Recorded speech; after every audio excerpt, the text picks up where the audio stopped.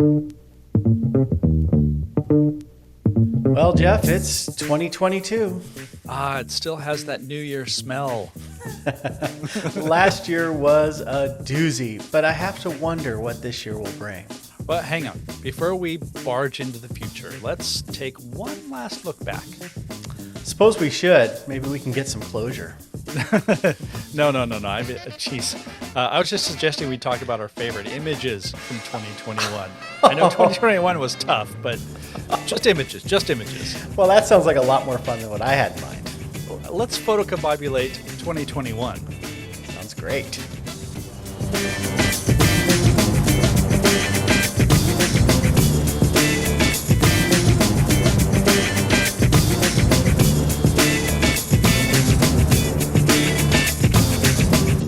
I took a lot of photos last year, and I even like a few of them.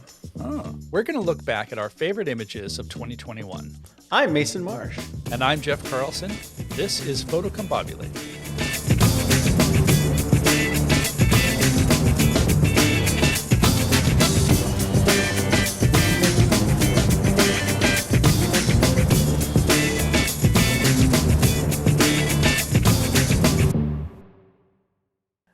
Jeff, I shot a lot of pictures last year. We were supposed to be locked up in our houses, but it turns out I snuck out quite a bit last year. You broke free. I broke free. We got in the car. We did a couple of big road trips. One you and I did. One I did with my kids and my wife. We also got out to the coast for spring break. I go through my year and I'm surprised. Like, wow, I did a lot of stuff. Took a lot of photos. Yeah, I was looking back and I don't feel like I took many photos, and I think when we reveal our numbers, I think that'll bear itself out. But like the overall feeling of the year, I didn't feel like I went and did a lot of shooting. Although looking at my photos, I did more than I thought. So yeah. If I look back over all the years, in Lightroom, it's real easy to do this, right? You can organize everything by year and break it down into collections, and so that's what I do. When I went through the year and deleted the photos I don't want, I was left with 18,300 and some photos. 18,000? 18,000, Wow. which is right about normal for me. I Okay. range, depending on how many workshops I do and depending on how many Right. projects I do, I range anywhere between 12,000 and 20,000, 24,000 sometimes. So Wow. this year, having 18,000 seems like a lot, but for me, that's kind of a normal year. Wow. Okay. So by comparison, I looked and I shot somewhere around 7,000 photos. Wait a second. That's 7 with no 1 in front of it. Just 7. With no one in front of it. Just 7,000. Yeah. Yeah. Jeff, storage is cheap. You can shoot some more. People keep telling me I should buy these storage cards to put in my camera, but why bother? Why bother? It's all in here, right? It's all in my head. It's all up in my head, and those SD cards get expensive, especially if you only use them once. Exactly. Take a few pictures, throw them away. So, you God. shot a lot less than I did, but I think our shooting styles are different. And one of the things I want to talk about when we go through our images, our favorite images from last year, is I shot a lot of panoramas this year, and that takes a lot of shots to make one image. And I also did a lot of pixel shift photography, which with my camera, I can take my 61 megapixel Sony A7R4 and put it in pixel shift mode, and it'll take 16 photos and shift the sensor slightly in between each one. And then it combines those into one mega huge file.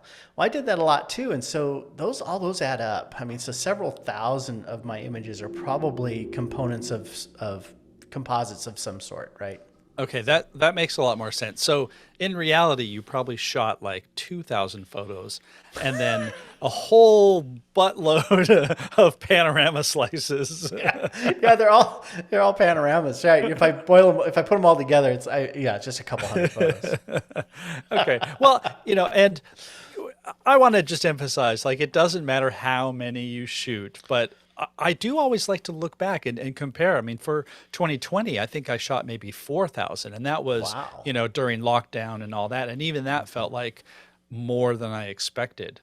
So I guess the lesson here is don't don't be so hard on yourself if you feel like you're not shooting enough, because you're shooting, right? Like, that's the important thing. And at least, when we were looking through our photos to figure out which ones were our best ones, there were quite a few in there that I had that sense of, oh yeah, I forgot that we did this, or oh, this turned out better than I thought, that kind of a thing, which is also a really good reason that anybody should just, take some time, go look at your photos from the last year and see what you got, see what you want to work on, see what you want to do different. So yeah, and I would actually love to do an episode sometime, Jeff, on Lightroom data mining, right?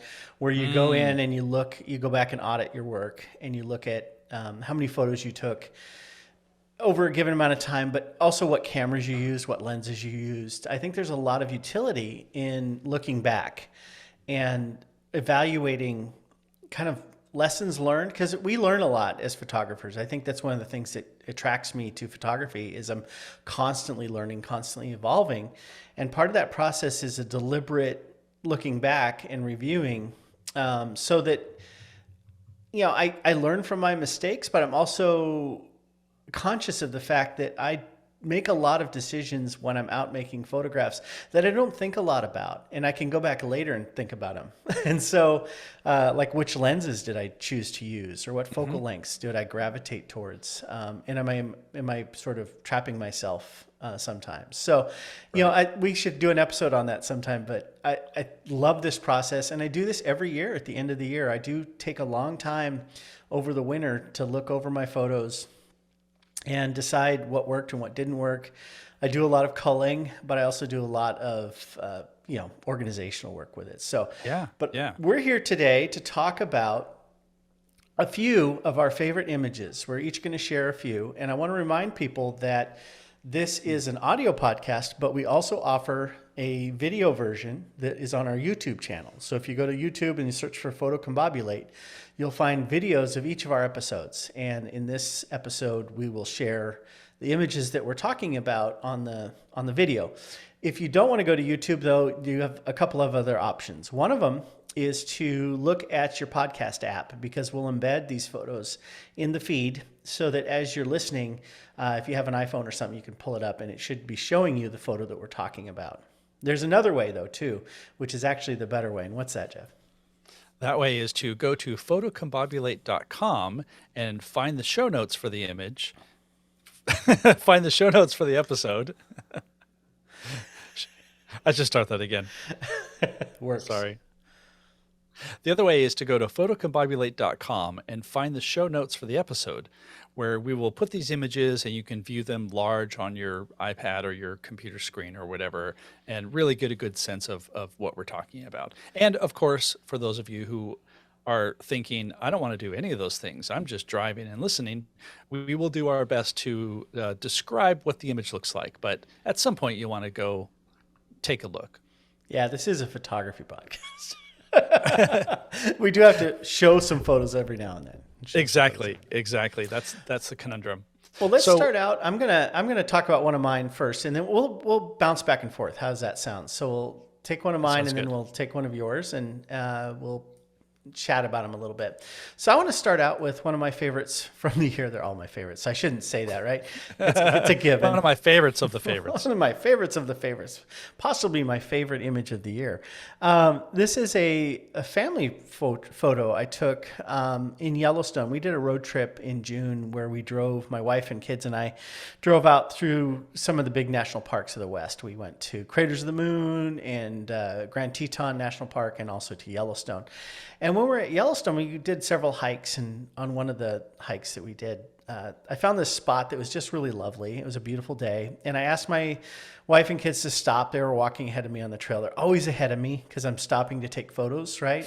People know how this is. And my kids get impatient, and they march off down the trail, and my wife's meandering after them. And so I asked them to stop and turn around in this particular spot, and I just made this photo. It's kind of a snapshot, but I had an image in mind. It wasn't just a grab shot. I saw the composition in my mind, and I had my 50 millimeter 1.2 lens, which is my favorite lens I bought this year. It's probably my favorite lens, period. and I use it a lot. And I love the shooting it wide open, especially for portraits like this where people aren't in an environment where I don't want to necessarily have everything in focus. And so my wife and kids are kind of down in the bottom right hand portion of the photo, and the trail starts blurry and then gets sharp where they're at and then fades away, and then the mountains and stuff in the background are nice and soft. But what I love about this photo, is brilliant as my composition and focusing is, what I love about this photo is just the pose that the kids took on. You know, my wife is standing there and she's got her arm over Cooper, my son, and she's holding his hoodie in her hand because she's always carrying his jacket for some reason. And then he's standing there and he decided to put his hand up over Claire's head and kind of lean down and put his head on her head. And then she's got her hoodie kind of gathered up in her arms. And it's really sweet. There's a lot of hands kind of crisscrossing. This isn't a pose that I would ever think of to put my kids into. It's just something they came up with, and it seems really organic and endearing. And I just loved how this shot turned out because of that. So my shot number one, a little family snapshot taken on the trail at Yosemite, or not Yosemite, at Yellowstone. Yellowstone. Yeah, and I want to point out a couple of other things. To their left and right, we've got some trees that are in focus, and so that frames them really nicely. Like the eye is immediately drawn to them. Also because, you know, Claire's wearing pink, Cooper's coat is red, so you've got some little spot of color there that I'm sure you planned in advance. Oh, absolutely, absolutely. Also, the like catch light on your wife's hair is really, really nice because it's coming sort of from behind her left. And so like you get some gold in there. So again, good job either going and setting up a big light right over there or seeing the composition, because so many times you're in a situation like this. And especially, I should also point out, this is a middle of the day, blue sky, no dramatic clouds or anything. Mm-hmm. And this is a hard time to shoot sometimes because you can get really bright spots on people's faces, or you go into the shadows and then you have different varying levels of some really bright spots and dark spots.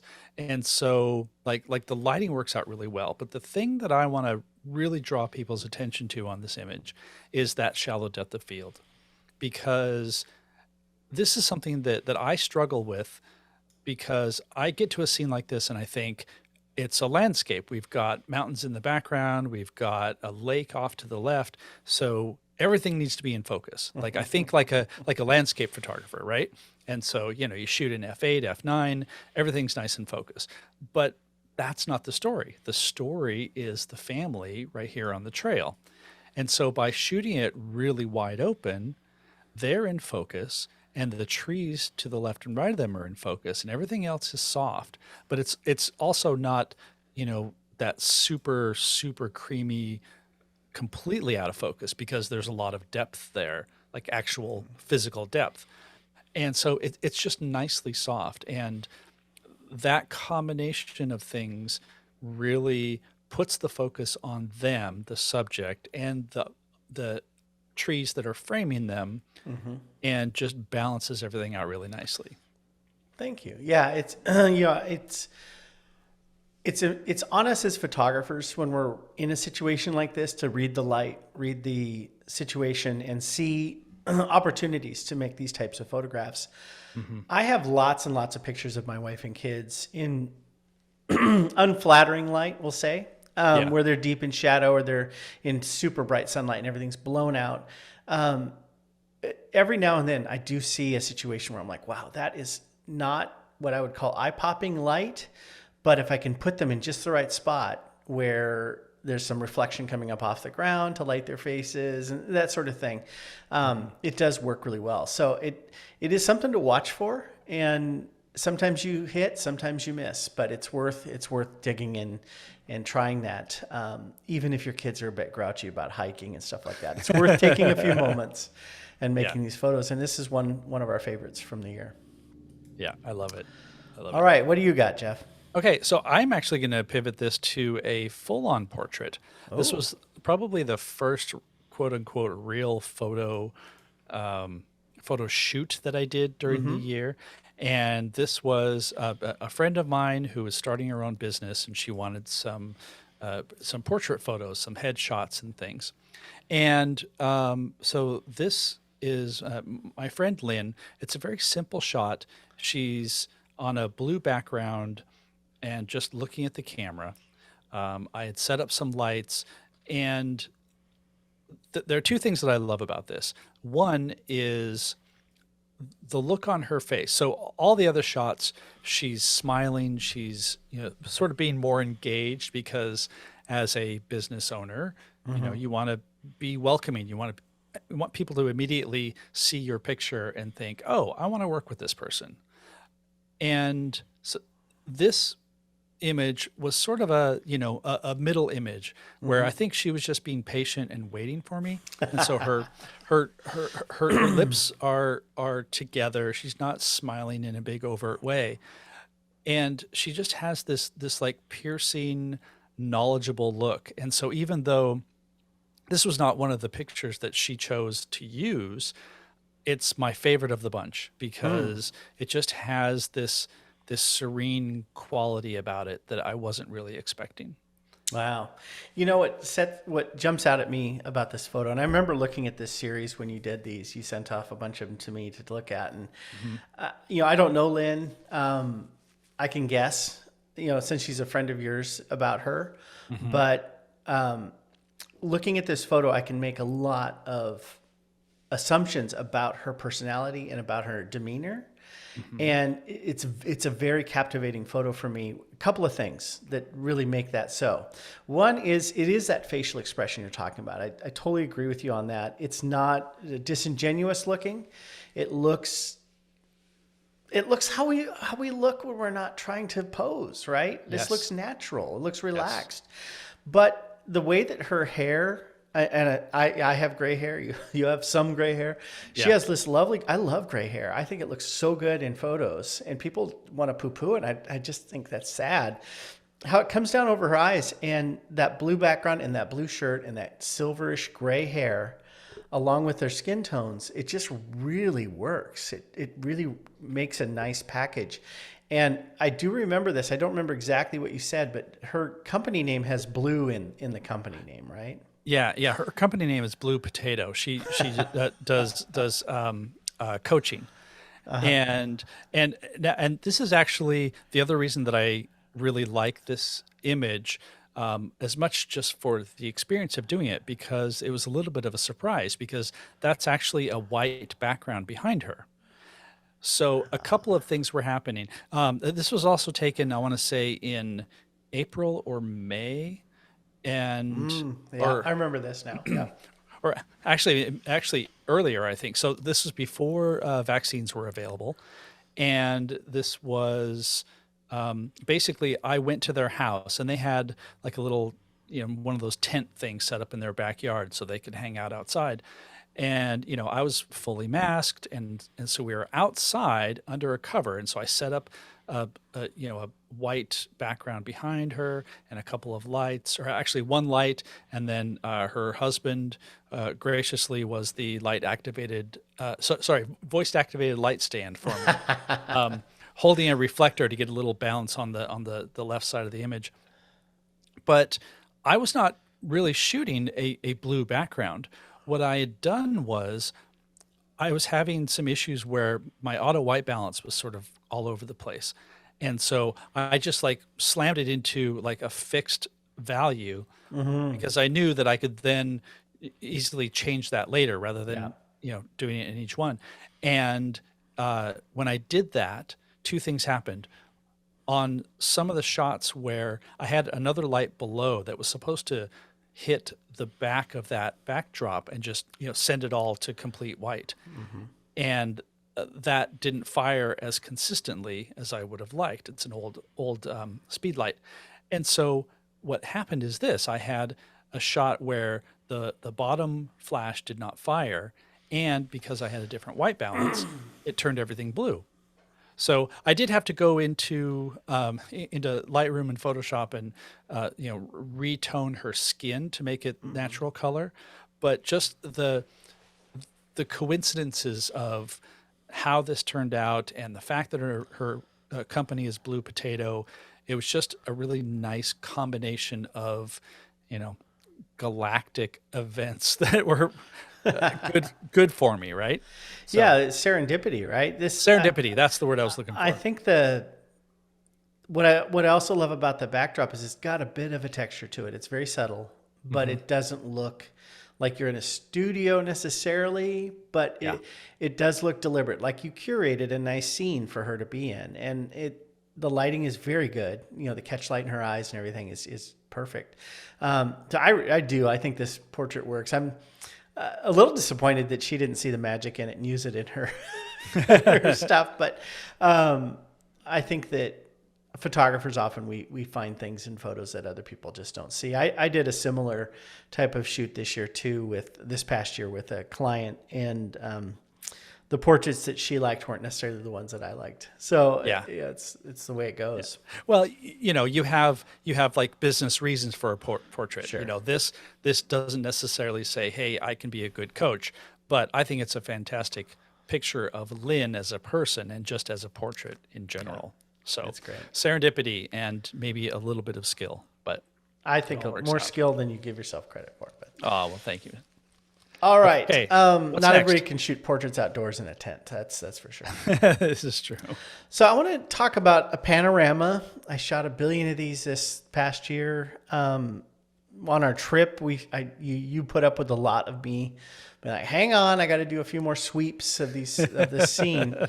And we got up one morning really early in Yosemite, and we went up to Glacier Point, which is this amazing viewpoint in Yosemite. And as it turned out, there was just enough smoke in the air to create a glorious sunrise, even though there wasn't any clouds. We didn't get a brilliant sky. We had a very clear sky.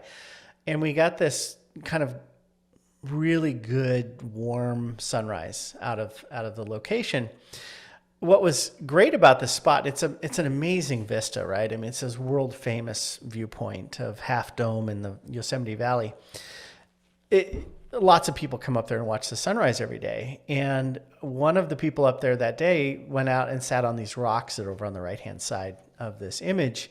And she sat out there with a blanket on and was taking photos with her phone and looking at her phone and stuff. And you and I both at the time had commented, like, there's an Instagram kind of a photo with this woolen-looking woven blanket. It's almost a cliche.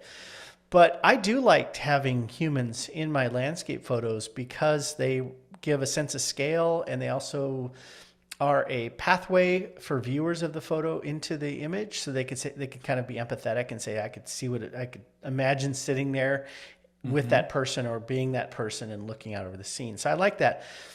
But she wasn't in a position where we were shooting where it was easy to get her in the composition. And this is where I think panoramas really shine.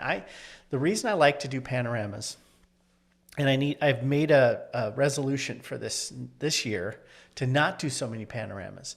But one of the reasons I like doing panoramas is it allows me to use a longer focal length than I normally would to shoot a landscape, but still get a very wide view of a scene. So I love wide angle lenses. I have a 14 millimeter lens I just adore. But if I shot this scene with a 14 millimeter lens, everything would look like it was way, way far away. And there wouldn't be much in the way of compression in the scene. Everything would look distant and spread apart. By using a longer focal length, and this one is the 50 millimeter. Again, the 50 millimeter is my lens of the year by far. In fact, I think almost all of these shots in this are the 50 millimeter.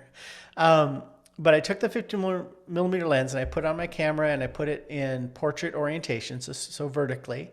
And then I put on a gimbal, a bracket, and then I take a shot, pivot, take a shot, pivot, take a shot, pivot. And so this is actually a 9 or 10 shot sweep. And then I stitch it all together in Lightroom, and Lightroom does a fantastic job of making this all work very seamlessly. Stitch it all together, and then you get this incredible wide angle view without it Half Dome looking like it's tiny, tiny, tiny back in the distance. So this is one of my favorite panoramas of the year. I chose it over some of the others to show here because I think the elements in it work together really well. The sun, the Half Dome, the woman on the right. But I shot a lot of panoramas. And so there's some from the Alabama Hills that I really like. There's some from Crater Lake, Grand Teton National Park. All of these places got some panorama action for me this year. I shot panoramas using 100 to 400 millimeter lens. I shot panoramas using a 24 millimeter lens. So I just kind of went crazy. I need to curtail that a little bit this year because it's become something that I just go and do. It's a comfortable process for me. So when I'm in a beautiful place, I'm like, oh, let's do panoramas. And I get the rig out and I set everything up and I just do that. And it doesn't force me to try new things. It's just what I do. I'm good at it. So I enjoy this photo, but when I look at it, I'm also like, what if I tried finding other ways to shoot this scene instead of just running to the pano? Yeah. I like this a lot. And also one of the things that you didn't mention is that because of the smoke and because of the sun just cresting right over the little hill right there, we get these really dramatic shafts of sunlight. And they're moving. The sun is sort of 2/3 of the way to the right of the composition, and they're heating up the rocks at the far left side of the valley. And so you have a lot of motion here because those shafts of light are just drawing you across the composition. I think if that wasn't there, I would probably suggest, cropping it about 1/3 of the way in because nothing really would be happening over on the left. And so this makes this work really nicely. And I will say, as someone who is shot next to you, it's not a burden that you are doing so many panos. It does make me think like, oh man, I should be doing some more panos. But we each shoot the way we shoot, and it's good. It's good that you are being conscious of, oh geez, here I am just going back to the same old thing, and I need to do other things. Yeah. 2021, the year of the pano. 2022 won't be. Let's say it that way. Let's say that, yeah. Okay, so for mine, this is going to look really familiar because I was standing probably 2 feet to your left. Yep. And so I'm just going to jump in and do my version of this shot, and this is a very different picture. Much in many ways. And so this is the exact same area, the same woman sitting out on that little rock. It's not a panorama. I shot it as a HDR. I was bracketing because I wasn't sure exactly how the sunlight was going to be working. And it's really, really dark in the valley. This was I don't have the timestamp on it, but this is 5:30, 6 o'clock, 6:30. Yeah, maybe. it's well before sunrise. Yeah. So it like really trying to pull all the dynamic range that my camera can muster out of this. But when I was shooting, as the conditions changed, again, I had this in auto white balance. For some reason, for like a series of maybe 5 or 6 images, the camera really went purple. It really sort of like read everything as needing to be tinted purple. Now yours is very orange because you're catching it right as the sun has come up, and some of my shots are not this purple. They're sort of more greenish, but this was one of those shots where I saw it in the camera and I was like, wow, that's going to be something, right? Yeah. I didn't know exactly what it was going to be, but it just instantly spoke to me. And so here I have Half Dome on the left, the woman and these trees on the right. The sunrise is just this sort of yellow, pink, purple gradation going up into the sky. And I love the feeling of this image. And I think in large part, it's because of that early purple hue to it. And I think I'm going to go out on a limb here and say, like, this might be my #1 favorite image that I shot this year. Oh, cool. Well, it is spectacular. And there's a few things about it. I totally agree with what you said about the color, and white balance is we don't have to render our scenes exactly the way we saw them. That's not our Yes. job as photographers. If this were a photojournalistic image, yeah, of course. But in this case, you're, by going lavender, I'll call this color lavender because it's really pretty. By going lavender, you do capture some of the coolness of the morning. It was chilly. It was kind of smoky and hazy. The sun hadn't cut up to cut through that haze. And so this color sort of permeates everything. It's like a blanket across the whole image. And I really, really like it. And when I first saw this, I started thinking, like, what if you shifted the color this way or shifted it that way? And I think that your instincts to stick with this purple lavender tone creates a lot of serenity in the scene, and it works really well for me. I love that you have this girl in profile, this woman in profile. I was kind of behind her more, and so I didn't get to see her face. And so for me, I'm really jealous because she is much more interesting in your frame than in mine. She's just sort of this blanket with a mop of hair sticking up out of it in my shot. And so having this human element on the right side looking into frame, and then having Half Dome, this dominating landform on the left side, these are these two anchors that really work with each other. She's looking at Half Dome's, looking away bashfully maybe. There's a lot to play with here in a sort of a narrative, and I really like it. And I love that you were further out on the point and you got more of a view down. And it's really hard, unless you go to Glacier Point and stand there, it's really hard to convey to people just how creepy it is to stand 3,000 feet above the valley floor and look straight down. Yes. It really is. Even for me, I don't mind heights. That was a place where you don't relax very well there. It's really crazy to be that high up. And this image captures some of that for me because of the way that cliff in the foreground just drops off. And that mine doesn't have that. So I really like that about this shot. I think you nailed it. I'm going to say one more thing in that, and I forget about this all the time because I will admit that when we were there, that literally you and I were the first people there. Yep. And so, we were setting up in the dark, and then, gradually a few more people came. And when this woman came out and sat on the rock, I was kind of annoyed. I'm like, you're getting into my composition, and I'm thinking, I'm going to have to Photoshop her out. And I'm glad that I abandoned that really quickly, because having a person there conveys so much of the sense of scale. And I forget how important that can be. And so that really helped. And here in the West, trees can be absolutely just staggeringly massive. And so it's hard to get a sense of scale in a lot of photos of the West because, this brush and these rocks on the right, they could be 10 feet high, they could be a foot high. It's hard to tell until you put something familiar into the shot. So I love that she's there. And she was worth the $20 I paid her to put out. Yeah, right. All right. What do you have next, Mr.? I didn't set the scene. Yeah. If I was going to pay somebody to sit in a landscape, I wouldn't have them wear a Instagrammy blanket. That's for sure.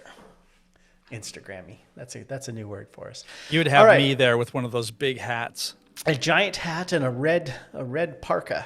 So the photo that I want to share is actually the desktop image that I have on my computer, and so I look at it a lot. And it was a shot that I took on our trip. This was in Bodie, at the ghost town that we went to. And one of the things I really liked about Bodie was all the textures. In fact, I spent probably half the time that I was there walking around just kind of taking close-ups of rusted metal and weathered wood and bricks and all of that. And there was this one particular building that had a lot of different textures working together. And as the sun got lower and lower in the sky, I remember thinking, you got to come back to this spot and take this shot when the sun gets a little bit lower. So there's very much a deliberate agenda here. And I came back as the sun got low, and I found this composition. It's very simple. It's just 2 iron doors and all this brick around it, and then the grass at the bottom. So there's 3 elements, really, in the shot. But there's so much going on in the way the bricks are all cracked and decayed, and the rust and the scratches on that door, and then the grass. And there's even a loose brick kind of laying on the ground as if it fell off from somewhere up high and landed there. I love this shot for its textures and its tones. It's got a very strong, um, definition to it.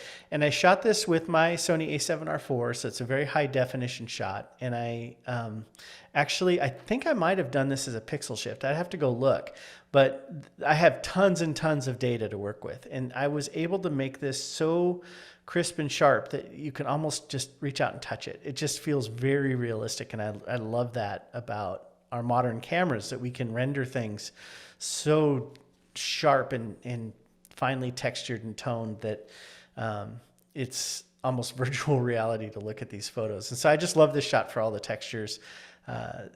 This is one where maybe a person in the shot would have been good, but I think the subject on its own has a lot to say. So it works. I would actually say a person would detract from this because you're closer in, you are really looking at the doors and the brick, and if you had a person there, then it would be just a person in front of something rather than taking a picture of the something. So your choice here was really good. And yes, dear listener, I have many photos of Mason basically like standing almost flush with a bunch of walls and windows walking through this town of you just like, I mean, it almost looked like you were like a video game character that kept running into walls because you were just like what is he staring at? And then I'd come around a little bit and realize you'd had this, amazing old brickwork or iron or, tin. There was a lot of tin there. Yeah. Tourists walking by going, is he okay? Exactly. Yeah. If you ever get a chance to go to Bodie, it's just a buffet of textures. You don't have to take wide angle, scenery shots there. You could just spend all your time with all of the details and never run out of stuff to take photos of. Yeah. Wonderful I am spot. a little curious though, how much of this was deliberate and how much of this was just the way it was, because these doors are not directly centered. It's a little offset to the right, or actually maybe the middle of the doors is, but because the right door might be a little shallower, I can't really tell. But the left door is in the center of the frame, and the right door is off to the right a little bit. And that's because of that flaw in the wall on the left. I thought that was part of the story for me. Yeah. Okay. And I wanted there to. I love symmetry. I mean, I shot a lot of photos this year that are very even. And this one I shifted just ever so slightly because that left-hand door was just slightly larger and that crack on the left had so much to say. I kind of opted to go that way. I shot other photos where it was perfectly centered. And when I got back on the computer and spent some time looking at them, this spoke to me more. So yeah. Well, I mean, the whole composition is just this patchwork of decay and rebuilding, and things that have been clearly patched up over time, but maybe not successfully. And I mean, part of what I love about this, it isn't even so much the doors, which are great, but I love how above the doors, the brick line has this swoop to it where, at some point, maybe like a layer of bricks had come out, or they just fixed it, or just the way it is settled. Yeah. That just adds so much character to it. So it's great. Love it. Yeah. Yeah. Okay. So for me, because you mentioned symmetry, I'm going to go right into a symmetrical picture that I shot again on our trip. And actually, I was a little surprised that I didn't choose everything from our trip, because that's probably where I shot most of my photos this year. But this is one that has sort of bubbled to the top as I've been reviewing the images. We had stopped by the side of the road, and in fact, I've already forgotten exactly where this was.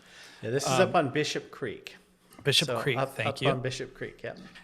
You're so much better at remembering places and locations than I am. So we were in a spot that had this little pond, and there was lots of grass, And the picture that I shot is a single tree, and it's got golden leaves, and behind it you have some green trees, some darker trees, and a cliff face. And in the sort of lower middle foreground, you have the edge of this pond, which is just a bunch of tall grasses, and then a little bit of the pond itself. And so you're getting the reflection of the tree just as almost just like a smudge. And then in the direct foreground is some more of that tall grass. And this is something like this almost couldn't be more symmetrical.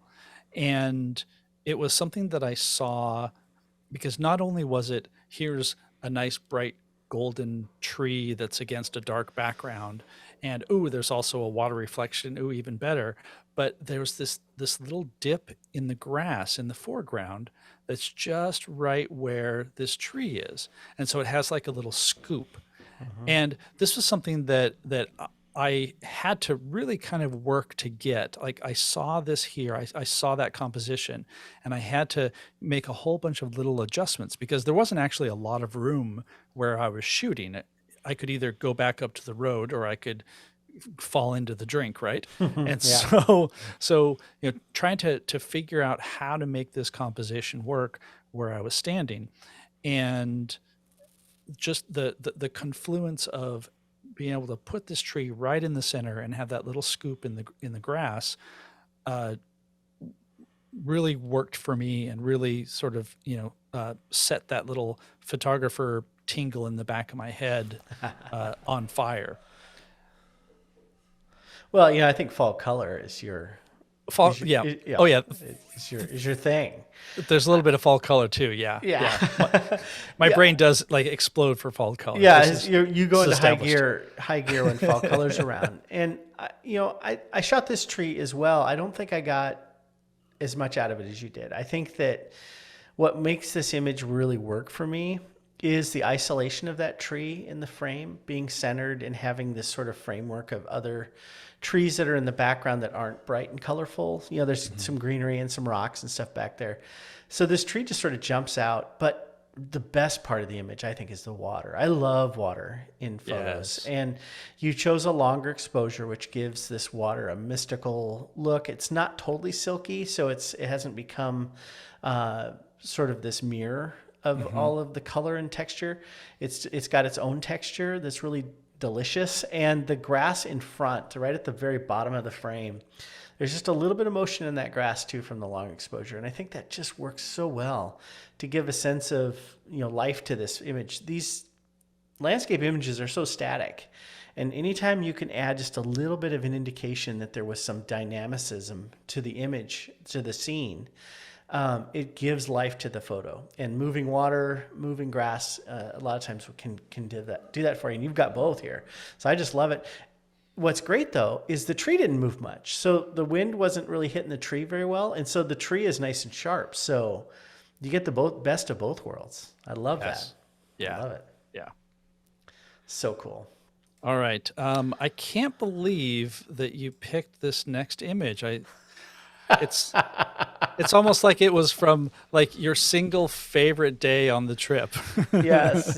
This is. It is funny that 3 of my 4 are from our trip, which was a fabulous photo excursion, right? So, it was what we were there for, and we got what we went for.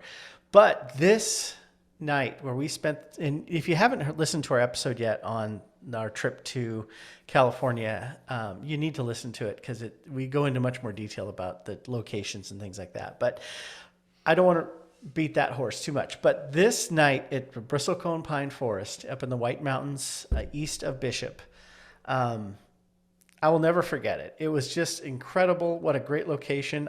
These trees just really, really appealed to me.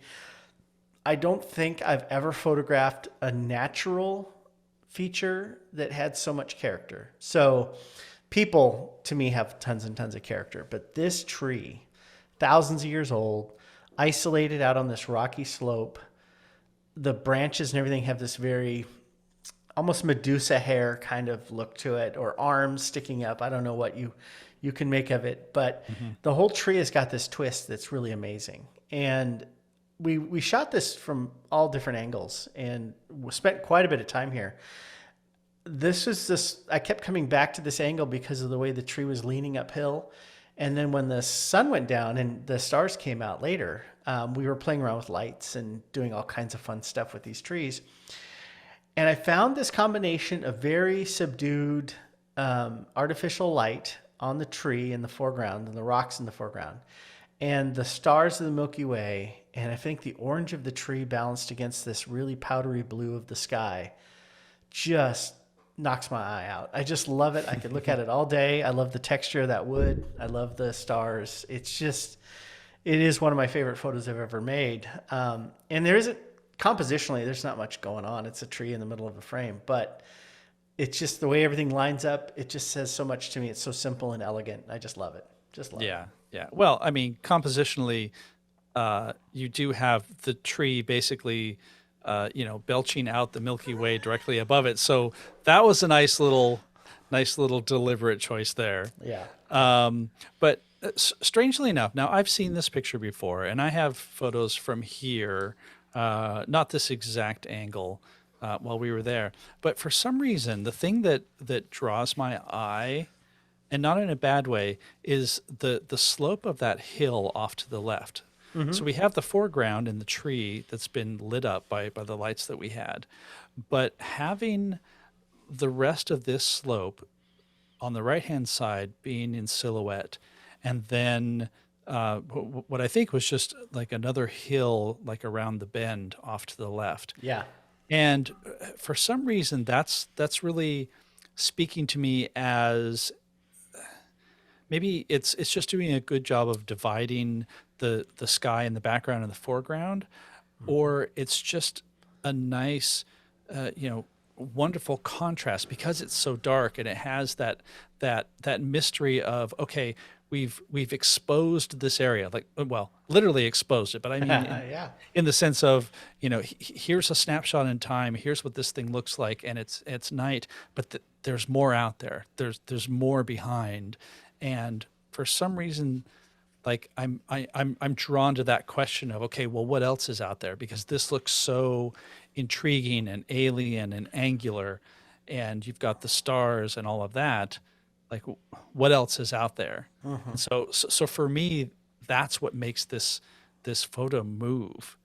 It's it's the angles, and it's that depth and the story that I think work really well. Well, I love that you said that because, looking back over these photos, when we were there for hours, and I shot image after image after image. We never stopped working. And we played around a lot with the light position from the artificial lights we were using. We played around a lot with different colors. We played around a lot with different positions of shooting, from one side to the other and that sort of thing. What I found when I was looking at the photos, and I don't think it was consciously something I thought about on the scene, was that darkness in the back on the landscape that we're not lighting up. And I consider it now a drop shadow, right, of this image.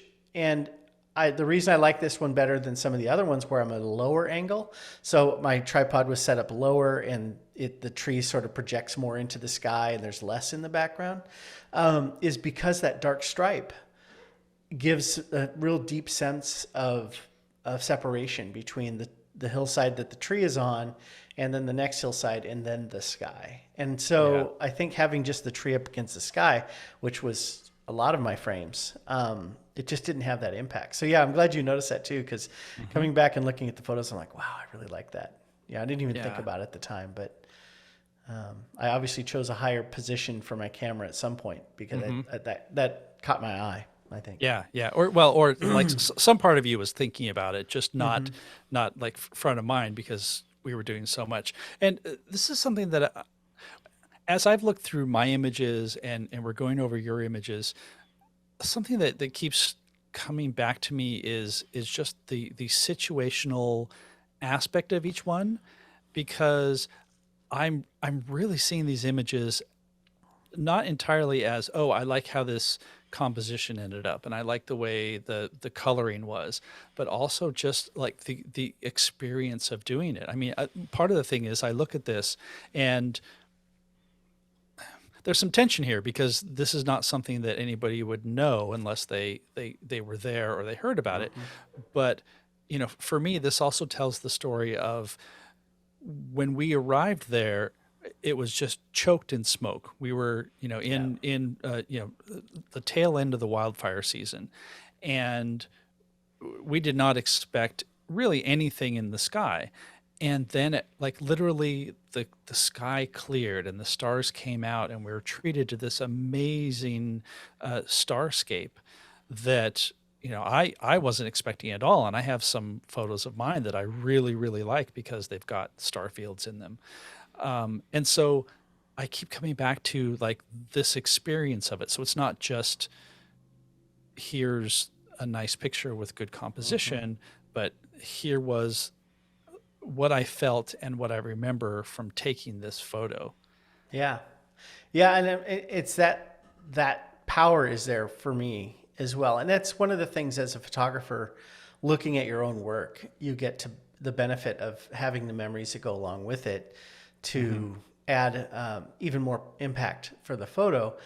The part of the star photos at the Bristlecone Pines that makes me grin when I look at them is knowing that there was a large group of very experienced photographers that bailed at sunset because it just wasn't going off. And we stayed not thinking that we were going to get stars, not saying, well, let's just wait. And I bet you we're going to get the Milky Way. I don't remember ever saying that or thinking that. No, that wasn't even a consideration. What we did, though, is we started playing. We were like, you know what? We didn't get a great sunset. Let's see if we can get something out of this by using some flashlights. Yeah. And so we dug lights out of our bags and we were using red lights and white lights and shining them all different angles and distances. And we were trying over and over and over. And those were all long exposures. So we're doing, 30-second exposures over and over and over. And I remember being like, well, let's try this. Let's try this. And each time it was 30 seconds or a minute that we were trying something new. And before long, we had chewed up a couple of hours and the stars came out. And it wasn't a time of persistence for us. It wasn't like we were gutting it out to get the better shot. It was that we were just having fun experimenting with stuff because we were trying to make the most of kind of a disappointing light situation. And our reward was that we got the stars. And I just love that. I'll never forget that because it was just, even if we hadn't gotten the stars, the shots we got with the lights post sunset were just awesome. They're some of my favorites too. But it was such a great night. What a great time. Absolutely. Never mind, it was cold, but it was very cold. Yes. Can't forget that it was damn cold. Yes.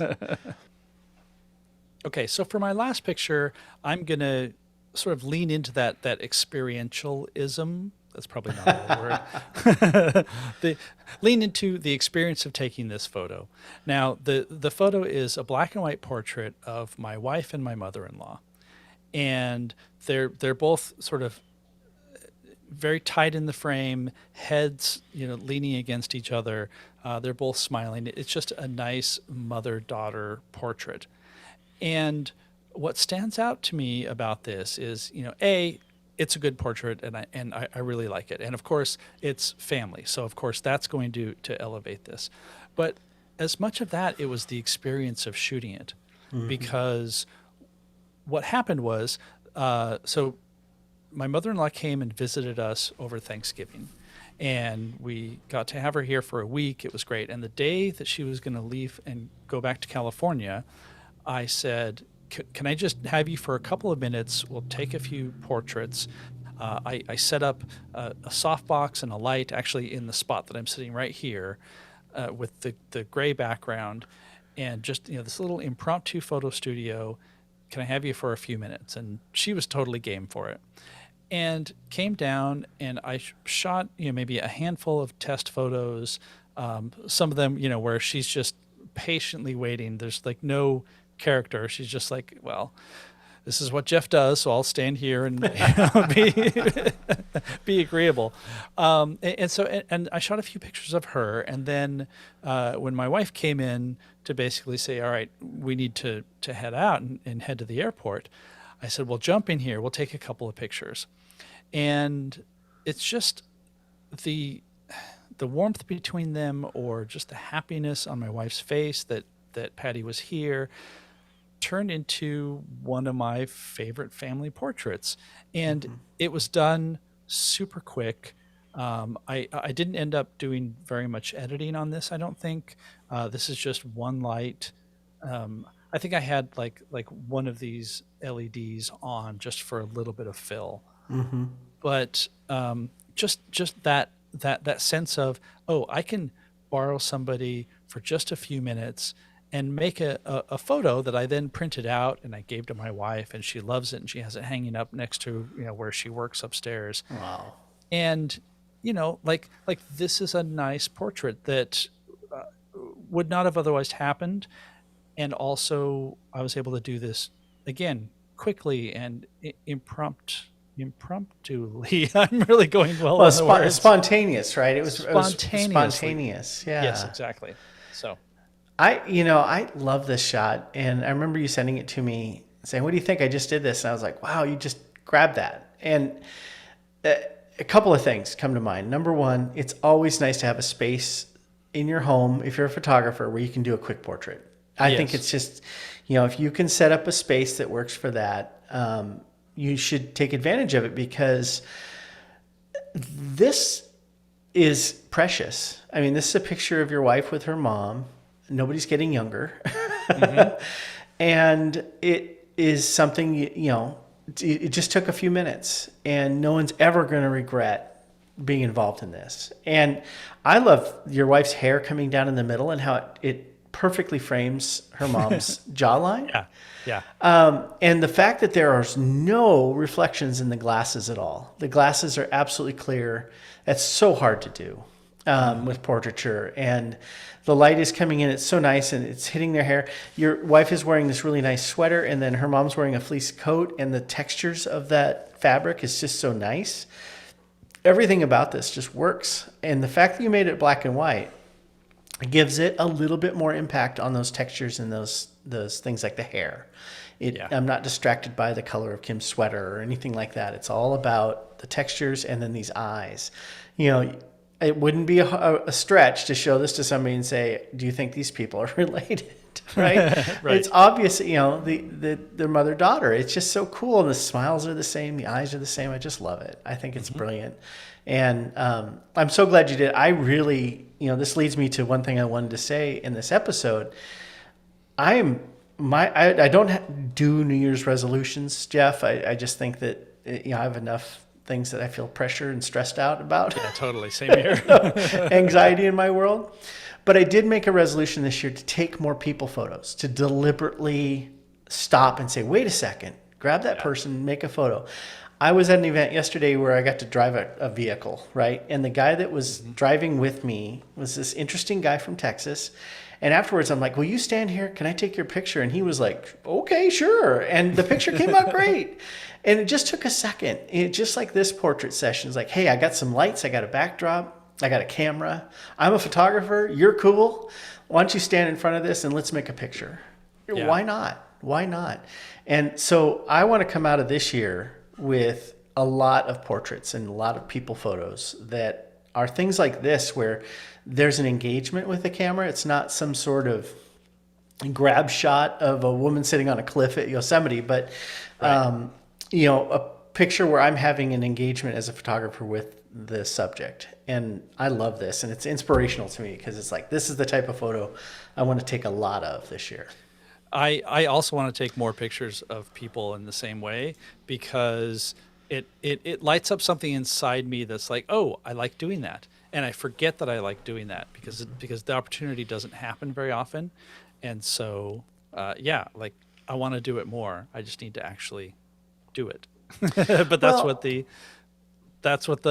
sort of the resolution aspect of it is.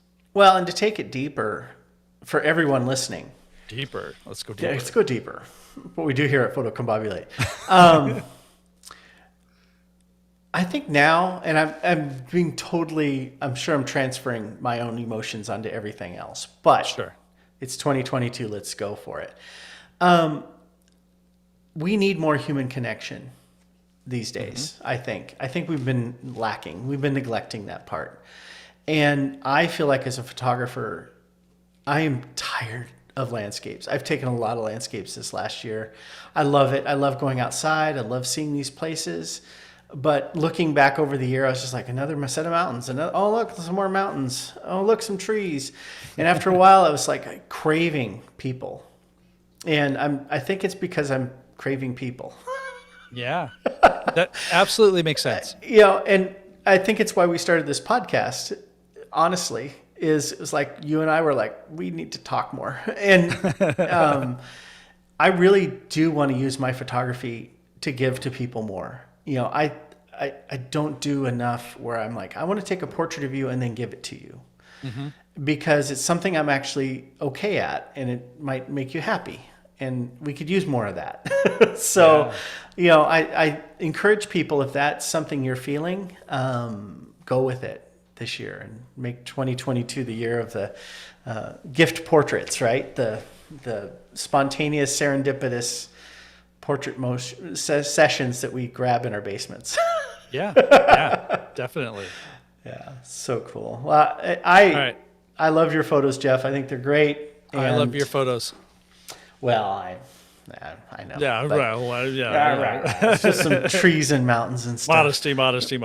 Trees and mountains. All right, folks. Well, thank you so much for listening to episode 11 of Photocombobulate.